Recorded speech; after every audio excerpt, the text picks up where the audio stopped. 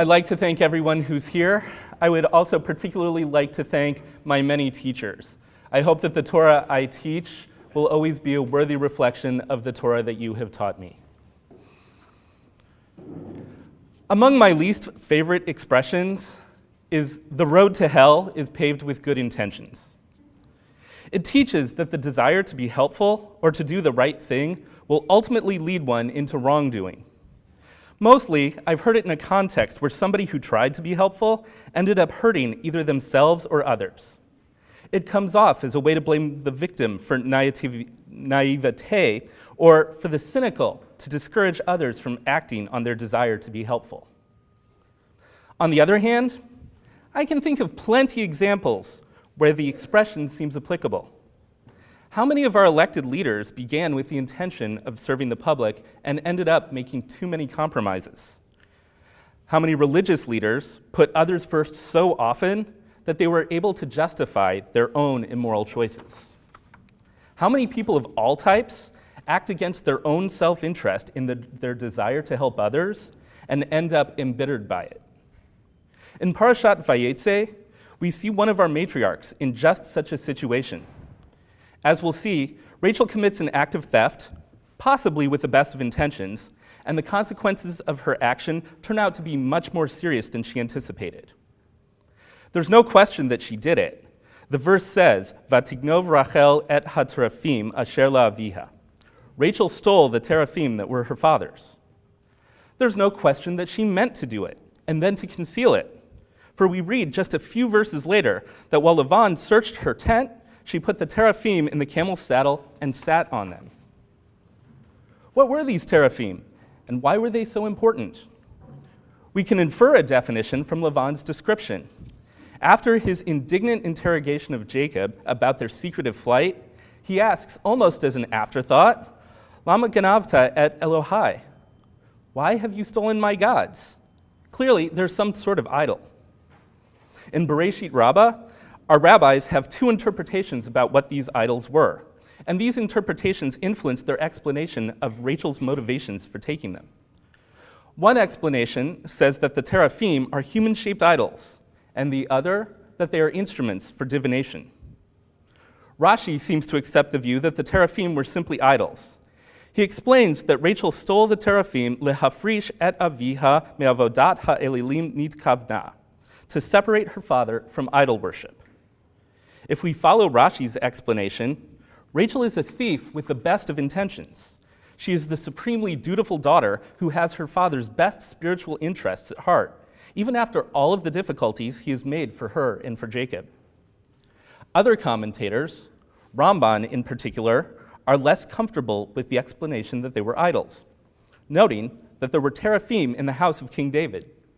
He, as well as Rashbam, Ibn Ezra, and Kimchi, find other biblical proofs, particularly in Samuel and in Zechariah, to support the Midrash, which explained that the teraphim were actually instruments of divination and astrology. In this explanation, Rachel stole the teraphim so that they would not be able to report Jacob's flight to Lavan. Once again, Rachel is a thief with the best of intentions. Instead of protecting her father, in this scenario, she is looking out for the physical well-being of her husband, her sister, her child, and herself. When Jacob is confronted by Lavan, he says, "With whom you will find your gods, let them not live. Before our brothers, point out what is yours that is with me, and take it with you." The biblical narrator informs us that Jacob did not know that Rachel had stolen them. Bereshit Rabbah says that even though Lavan did not find the teraphim, Jacob's words were like a king who proceeds in error, meaning that even though he did not know what he was saying, his words were still fulfilled. Thus, Rachel's eventual death in giving birth to Benjamin is interpreted as the punishment for her theft, a death decreed by her own husband. When I first read these interpretations, I was angry.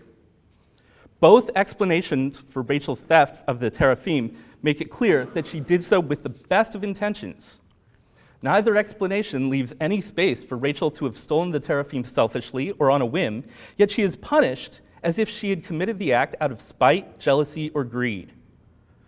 I thought that perhaps the justifications for her theft were simply part of the rabbinic tendency to explain away the complexities and imperfections which humanize our biblical ancestors. However, upon further thought, I realized that the justifications offered fit right into line with other midrashim about Rachel, which do have the effect of humanizing her. One story says that she knew that her father planned to wed Leah to Jacob first, and that out of compassion for her sister, she even participated in the ruse. At the very least, she remained silent when her sister took her place. The decision to steal the teraphim for the sake of either her father or her husband seems right in line with this tendency to put others' needs first. On top of that, anytime Rachel speaks for herself, she's put down. When she complains about her childlessness to Jacob, he rebukes her, saying, "Can I take the place of God who has denied you fruit of the womb?" When Jacob informs his wives they will be fleeing from Laban, Bereshit Rabbah relates that since Rachel answers before Leah, she is doomed to die before Leah. When she exchanges a night with her husband to Leah for mandrakes as a remedy for her infertility, the rabbis in Bereshit Rabbah say that she is punished by being buried separately from Jacob. We have two patterns, and they seem contradictory.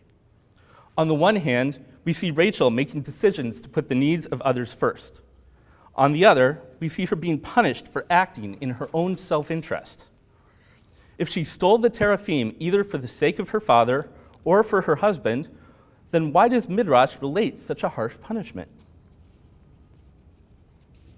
Perhaps the way to resolve this contradiction is by partially accepting the justifications of the commentators, but leaving room for Rachel to have had personal reasons for taking the teraphim.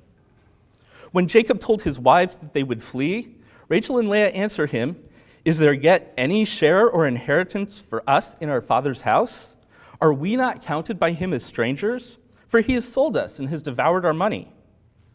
Given this bitter response, it's entirely plausible that Rachel saw the teraphim as the only inheritance that she would receive, and the only memento of her old life that she wished to carry into the new one.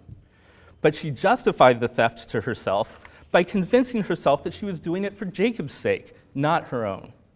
She was doing it for her husband, and after all, she deserved it. Since Rachel never told Jacob, and since the Torah tells us that she went to great lengths to conceal her actions, it seems likely that she felt guilt inspired by motivations which were not totally pure. If this explanation is correct, then in her desire to serve and protect others, she not only sacrificed her own well-being, she also sacrificed her integrity. Even her tragic death resulting from childbirth can be read as exchanging her life for that of her son. In this sense, her death is not just a punishment for theft, but the logical conclusion of her self-sacrifice. It's easy to identify with Rachel. All of us have faced transitional moments from one part of our lives to the next. It's natural to want to take something from our old lives with us into the new. Indeed, we might even feel as though we deserve to take some of those things with us. There are certainly parts of my life as a public school teacher that I will carry with me through to my rabbinate. The question is, are all of them justifiable? The desire to care for others, whether my students or congregants, is a worthy goal, but is it justifiable if it becomes an excuse to ignore problems in other areas of my life? Rachel's example raises an important question for each of us, especially those of us who are pursuing leadership roles and helping professions. How do we maintain our roles as helpers without sacrificing our integrity and ultimately ourselves? This isn't just a call to self-care, although self-care is important. This is about being able to ensure that our own moral compasses remain true. I think it's no accident that what Rachel stole were the teraphim, the idols. Even if her intentions had been pure, the fact is that they were ultimately empty and meaningless. They were things which could only be bad for her. Perhaps this is the litmus test for us. When we want to put ourselves first, we need to ultimately decide whether we are caring for ourselves or engaging in modern idolatry by pursuing things which are ultimately empty and meaningless, or perhaps even harmful. When we put others first, we need to make sure that we are doing so for the right reasons, and not merely so we can justify goals which are ultimately self-serving. As long as we are being honest with ourselves and with others about our motivations, chances are that we're safe. When we have to convince ourselves that we're doing something questionable for the sake of others, we're treading on dangerous ground. When we have to get defensive about it, hide it, or lie about it, we've probably crossed a moral red line. It's one thing to honestly say, I need this, and something else entirely to convince ourselves that I deserve this. The task is made even more difficult because there are no easy examples. The teraphim are different for each of us. It's a fine line to walk, but an important one. If our matriarch Rachel could stumble, then so can we. We must all be vigilant so that our desire to help others does not lead us to sacrifice our integrity or our sense of self, so that we may always be able to distinguish what we need from what we think we deserve. May all of us be given the wisdom to discern the needs of others from our own, so that we can change the aphorism and confidently state that the path paved with good intentions leads not to hell, but to holiness. Kaddish D'Rabbanan.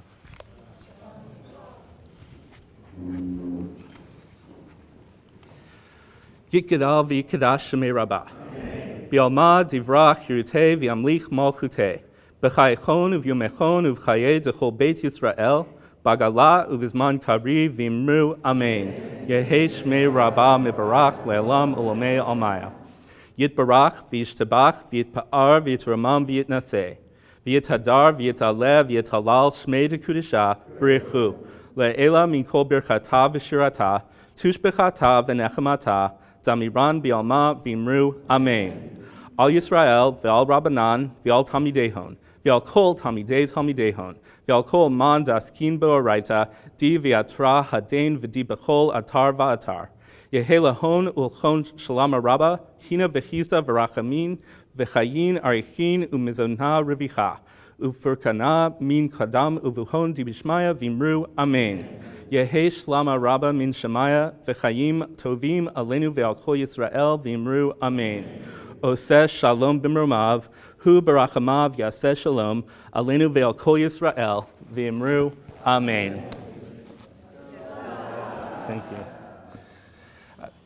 Thank you all for coming. There should be light refreshments outside. So Rhyme Tovim.